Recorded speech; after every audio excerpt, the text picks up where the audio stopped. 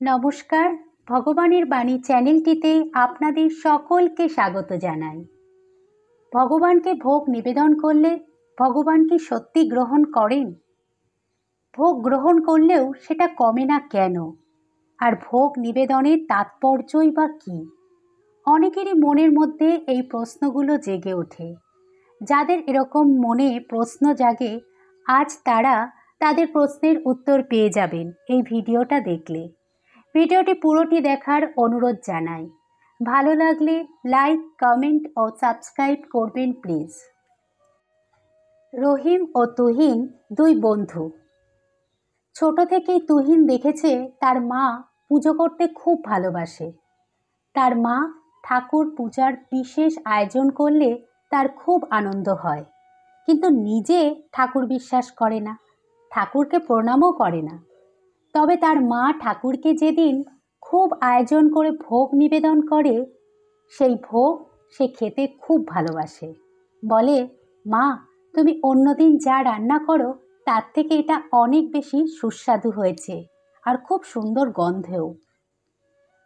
তুহিনের যেমন ভোগ খেতে ভালো লাগে, আমাদেরও প্রায় সকলেরই এরকম ভোগ খেতে ভালো লাগে, তাই না? ভোগ কেন এত সুস্বাদু হয় জানেন কি? কই ঘরে অন্য সময় রান্না করলে তো এত সুস্বাদু হয় না। সত্যি কি ঈশ্বরের একটা প্রভাব আছে? তুহিন তার মাকে একদিন প্রশ্ন করল, মা তুমি ঠাকুরকে তো প্রতিদিন খেতে দাও, মাঝে মধ্যে এত ভোগ রান্না করে দাও, কই ঠাকুরকে তো খেতে দেখি না। ঠাকুর কি সত্যি খায় মা? মা বলল, হ্যাঁ খায় বাবা। তুহিন বলল, কোনো চিহ্ন দেখতে পাই না কেন? খেলে খাবারটা কমেও না কেন মা? তখন তার মা কি উত্তর দেবে ভাবছে। তার মায়ের মনে পড়ল মা শারদার কথা, মা শারদার বলা সেই কথাগুলো।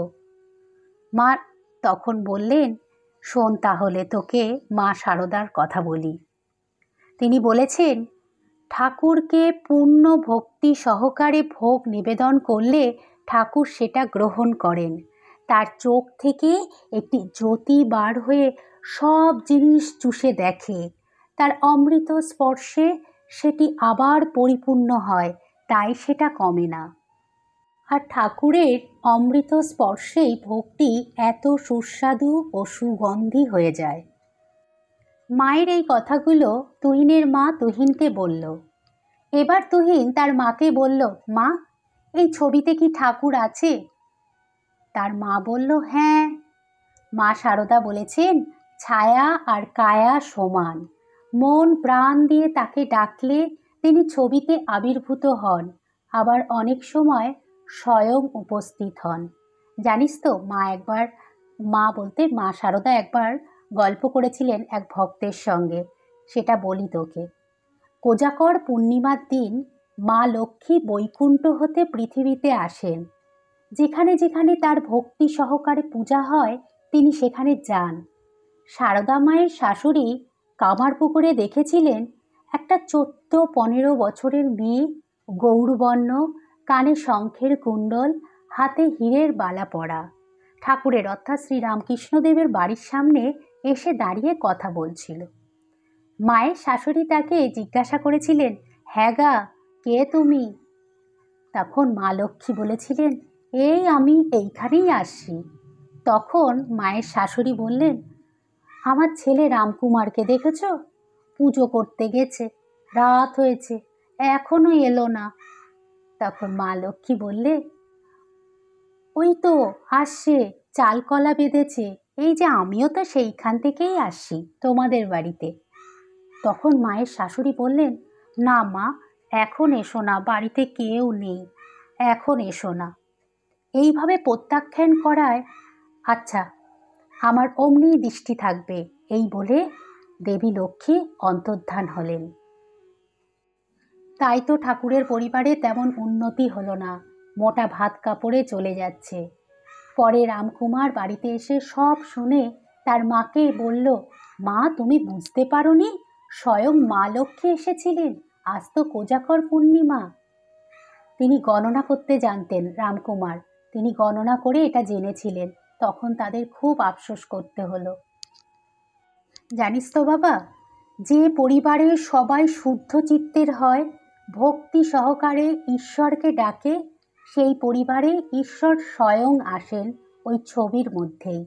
শুধু অনুভব করতে হবে ঈশ্বরের উপস্থিতি।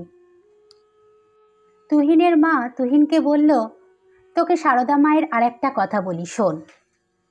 একবার সারদা মা বলেছিলেন, ঠাকুরকে ভোগ নিবেদন করলে তিনি দেখতে পেতেন ঠাকুর এসে বসে খাচ্ছে, আবার এটাও দেখতেন কারো কারো দেয়া ভোগ তিনি খাচ্ছেন না, নামমাত্র ছুঁয়ে রেখে দিচ্ছেন।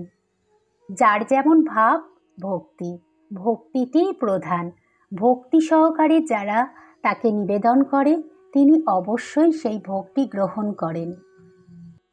যাদের খাবার ঠাকুর গ্রহণ করতেন না, পরে খোঁজ নিয়ে দেখা যেত হয়তো ওই ভক্তটির হৃদয় শুদ্ধ নয়, বা যে জিনিসটা সে ভোগ হিসাবে দেবে বলে এনেছে সেটা অসৎ উপায়ে আনা। যেমন ধরো, তুমি অন্য কারো একটা গাছে অনেক পেয়ারা হয়েছে দেখে তাদেরকে না বলে দুটো পেয়ারা এনে ঠাকুরকে দিয়েছ। ঠাকুর কিন্তু এরূপ ভোগ গ্রহণ করেন না। না বলে পেয়ারাটা নেয়া অর্থাৎ এটা চুরি করার সমান। আর যে জিনিস চুরি করা সেটা ঠাকুর কোনো সময় ভোগ হিসাবে গ্রহণ করেন না। তুহিন তার মায়ের কাছে এতটুকু শুনে আর প্রশ্ন করল না, কিছুটা বুঝতে পারল। তুহিন তো বুঝতে পারল, তাহলে আমরা কি বুঝবো না যে ভগবানকে ভক্তি সহকারে দিলে ভগবান ভোগ গ্রহণ করেন? ঠাকুর ভোগ গ্রহণ করেন কি না এই আলোচনা তো হলো। এবার বলি, ঠাকুরকে ভোগ নিবেদনের তাৎপর্য কি? আমাদের মনটাই হলো বন্ধন আর ভক্তির কারণ। শান্ত মন অনেক পজিটিভ কিছু অর্থাৎ শুভ কিছু ভাবে, ভালো কাজ করে, কিন্তু অশান্ত মন সর্বদা নেগেটিভ কাজে লিপ্ত হয়। ভালো কোনো কিছুই তার মনে উদ্রেক হয় না। এই সব অশান্ত মনকে বেঁধে রাখার জন্য প্রাচীন শাস্ত্রকারেরা ভগবানের রূপ কল্পনা করে প্রতিষ্ঠিত করেছেন। সেই নির্দিষ্ট একটি রূপের কাছে এসে মনে স্থির ভাব আসবে, একাগ্র চিত্তে তাকিয়ে থাকলে ও সেই ভগবানের মাহাত্ম্যগুলো তাকে একটা গণ্ডির মধ্যে এনে ফেলে দেয়, যেখানে এসে আমাদের মনটা শান্ত হয়, শুভ চিন্তা আসে। আর এই শুভ চিন্তা ভাবনাকে গাঢ় করতেই নিত্য পূজা অর্চনা করা হয়। ভগবানকে ভোগ নিবেদনটাও সেই সংযত শান্ত মনের পরিচয়, যে মন অন্য কোনো নেগেটিভ কাজে নিযুক্ত না থেকে একটা ভালো কাজে নিযুক্ত থাকার পথ নির্দেশ করে। কিছুটা ইন্দ্রিয় সংযম আসে তাতে। অনেক সময় আমরা রাস্তা দিয়ে যেতে যেতে একটা মা কালীর মন্দির দেখলাম, দেখেই আমরা দাঁড়িয়ে পড়ি, তাই না? এই মা কালীর মূর্তি হলো বৈরাগ্যের প্রতীক। এই মূর্তি আমাদেরকে বড়া ভয় দান করে, অর্থাৎ তিনি বলেন কোনো ভয় নেই, তোমরা এগিয়ে যাও। মা কালীর মূর্তিটি আমাদেরকে এই প্রেরণা দেয়। আবার শিব মূর্তি, তিনি ধ্যানস্থ, তিনি সংযম শিক্ষা দেন। আবার আমরা কিছুটা যেতে যেতে হয়তো সত্যনারায়ণের মন্দির দেখলাম, সেখানে একটু দাঁড়িয়ে প্রণাম করে নিলাম। সত্যনারায়ণের মন্দির দেখে থামাটা আমাদের একটা বিশেষ বার্তা দেয়। সেই সত্যনারায়ণ হলেন তিনি সর্বব্যাপী, সর্বভূতে বিরাজমান। তাই সত্যনারায়ণের মূর্তি দেখলে অনেকে অনেক অন্যায় কাজ থেকে বিরত থাকে। এই সব শিক্ষাগুলো যদি থাকে, আমরা অনেক অনেক অন্যায় কাজ থেকে দূরে রাখতে পারি নিজেদেরকে। এই মূর্তিগুলো সব সময় আমাদের কিছু শিক্ষা দেয়।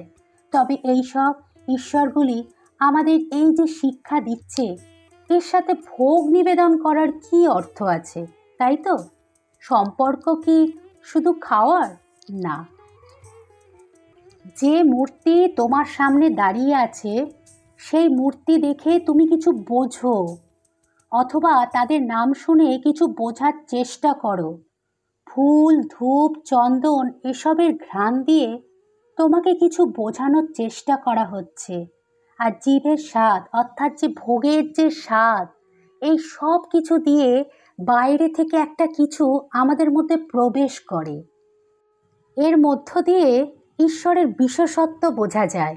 আমরা ঈশ্বরের নাম ও রূপের ঊর্ধ্বে আরও কিছু পাওয়ার চেষ্টা করি। সেই চেষ্টা থেকেই আসে ভক্তি। আর যত ভক্তি আসবে, মানুষের হুঁশ অর্থাৎ চৈতন্য তত ফিরবে। আর এই চৈতন্য অর্থাৎ শুভ বুদ্ধির জাগরণের জন্যেই তো এত পুজো, এত ধুমধাম, ভোগ নিবেদন ইত্যাদি আনুষঙ্গিক জিনিসের আয়োজন চলে আসছে সেই প্রাচীনকাল থেকেই। আমাদের দেশেই খাবার নিয়ে কত জায়গায় ঝামেলা হয় বলো, মারপিট হয়, এরকম তো হামেশাই শোনা যায়। আমরা খবর দেখতে বসলেই দেখি এইসব হচ্ছে। কিন্তু যখন কেউ ভগবানের ভোগ খায়, তখন শান্ত হয়ে একটাই কথা বলে, ভগবানের ভোগ অল্পতেই যথেষ্ট। ঠিক এই কথাটাই, এই যে অল্পতেই যথেষ্ট, এটাই আমাদের শিক্ষা দেয় জীবনের অনেক ক্ষেত্রে অল্পতেই সন্তুষ্ট থাকতে হয়।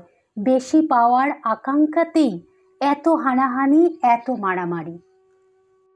আর এই অল্পতেই যদি আমরা সন্তুষ্ট থাকতে পারি, তাহলে হয়তো সকলেই খুব সুখে দিন কাটাতে পারবো। আর এইখানেই ভোগ নিবেদনের তাৎপর্য। মনে রাখবেন, ভোগ শুধু স্বাদ আর গন্ধ বহন করে না, অল্পতেই সন্তুষ্ট থাকার বার্তা বহন করে। ঠাকুরমা স্বামীজির কৃপায় সকলে ভালো থাকবেন। অনুগ্রহ করে কমেন্টে জয় মা সারদা লিখুন। ধন্যবাদ।